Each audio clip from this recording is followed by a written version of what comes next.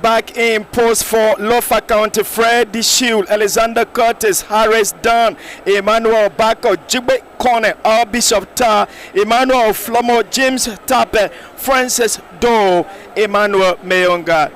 Henry Mansale is on the bench. Kafa Sharif is also there. Jusu Colley, David Pascal, Chris Harmon is there. Prince Carter, Leva Flomo, Diamond Gwaji, Mitchell Besment, Yama Morris, Mohammed Fafana, Wesley Washington, and Diamond Jala are in the reserve. So that will do it for Lofa County. Gedeh would love to play in green, but they are in a changed wet strip with touches of blue on the shoulders. And there you see Lofa County, the favorites for 2025 County Mid Final, are in dominant green. As we overlook the green turf of the SKD here in Painesville, just stone throw away from Monrovia, the capital, Gedeh will be playing from left. That is from right to left, I'm sorry. While Lofa will be doing the opposite. Let's check the name of our officials. We have Mr. Joseph Twe, who came onto the stage back in Buchanan 2022 competition, is the central referee. He's going to be assisted by the experienced FIFA referee, Joel Dode, as his assistant referee number 1. Assistant referee number 2 is Hannah Moses. She's made lots of strides in the last 24 months or so, and she retained her FIFA badge for 2025. She's there on your screen warming up, and your assistant, our fourth official, I must say, is Nehemiah Torbo. Your match commissioner for this one is no other but executive committee member E.C. Brown. Well, the wait is over. We are only seconds away from kickoff. Theo, this should be a 3:30 kickoff. It is a little bit delayed, and we've gone 3 minutes past 3:30. I want to check the time correctly. 2 minutes past 3:30. Yes, match formalities is being completed in the Chair Indoor Sports Complex, and we did say it will be blistering on the afternoon like this. And very soon we will rumble into this game.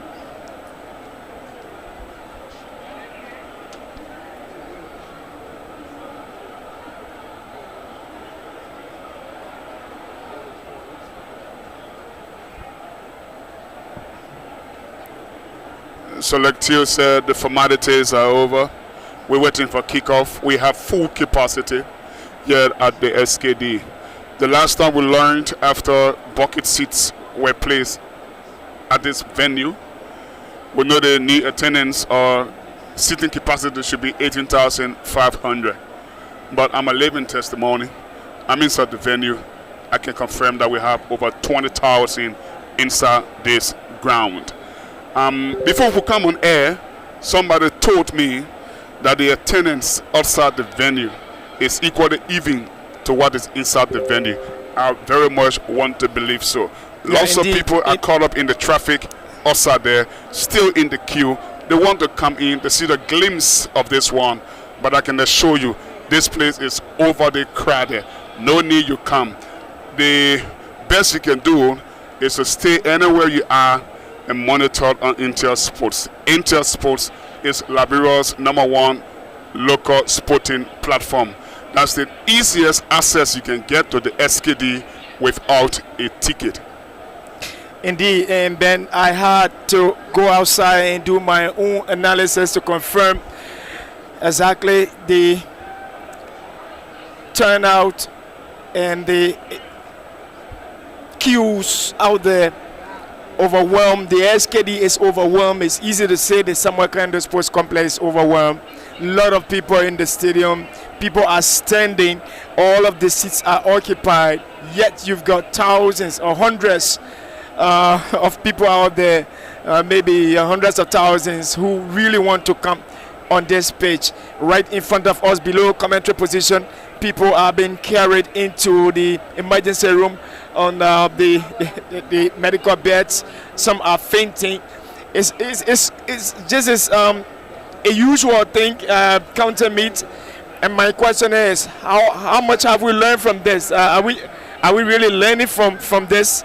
Because every time the organizers will have a competition that is always going to go into this kind of status or into this kind of situation. Well, mention, which is very important for you to know, but are in their fourth final in the last 5 years, but they've only won it once, I must also say. So the pressure is on them.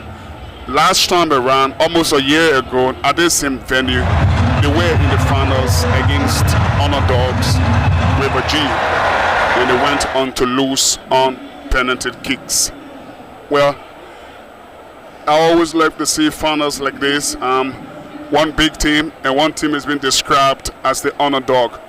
What I do know for sure is that there's no underdogs, you may say, in the final.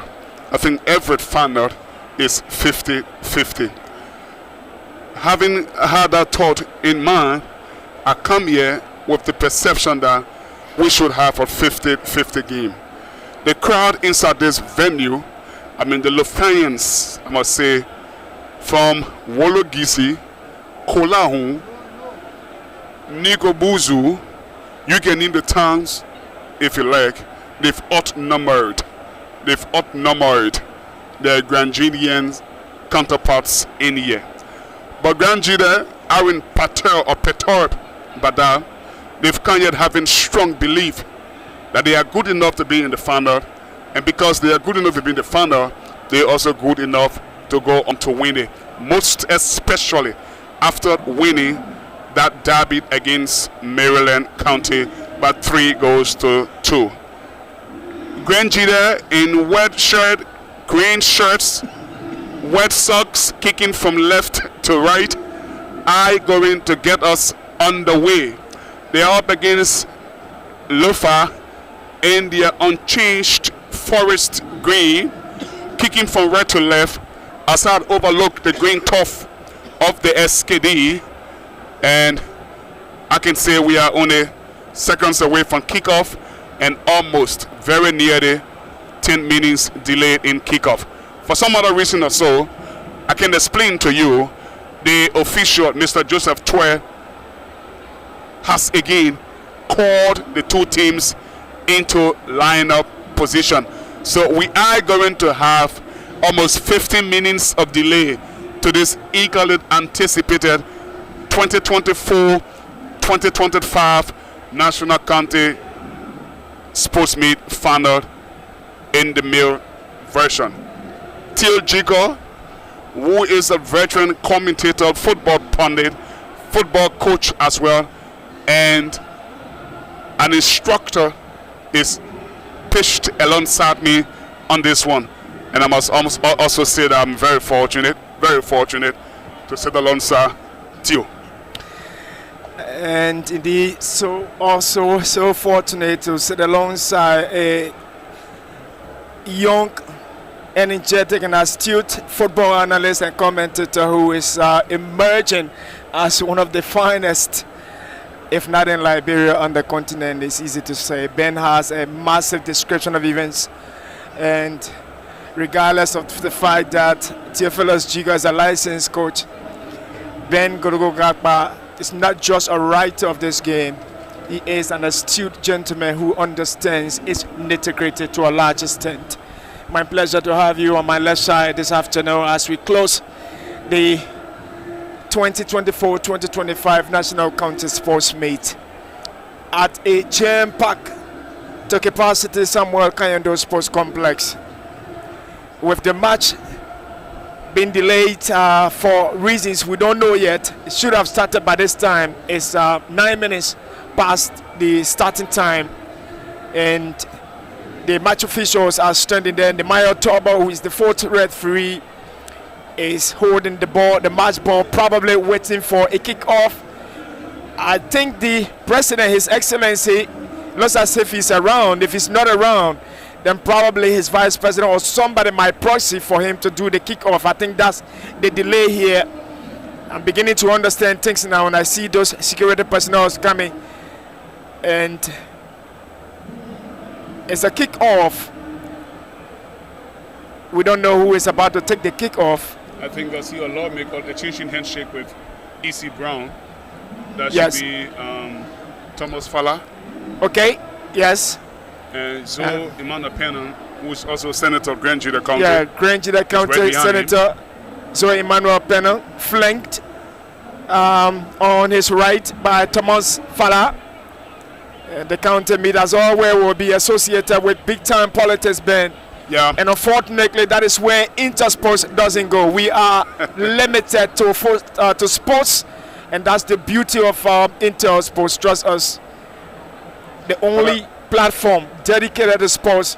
And as we close this edition of the county meet, I'd like to say a big hands up to our CEO, who has always been at the back seat. And then, on the flip side, I've heard people say the platform belongs to this man, and this man. A lot of names coming up. On one occasion, I heard people say the platform belonged to Musa Hassan Belete, the owner of Truth FM. On the other hand, you hear people calling different names. Some have even brought in the name of LFA boss Mustafa Araji, and some are calling different types of names. But let's break the ice, Ben. I mean, You've been getting it twisted if you had such a thought. I must inform you through this medium that we've got thousands of viewers following. Now, Intersports is a business owned by a Liberian. It operates it under sole proprietorship, I must also mention. And if you don't know the name is Bisario Boros. I mean, he's been doing a wonderful job, almost 40 years. Very young. Yeah, I mean, for the type of job it's Yes. for the investment and the risks that he's taken into this industry, I mean, I can simply say in one word, he's genius. Indeed. Last time we we did a calculation to upgrade our platform to be able to bring you live some of the matches. I remember I did stumble on a figure. It is somewhere around 11K, Ben, just to upgrade our platform. We've been 2-3 years down now doing voluntary service. And I did say to my CEO, and I have to say, next edition, who is coming to the pitch? Is it the president? Yes, the old man is here. And is it the president? Yeah. But I'm seeing a red, white. Okay, yeah, that's Liberia colors. So red, white, and blue. He has a blue, red cap with white stripes on it.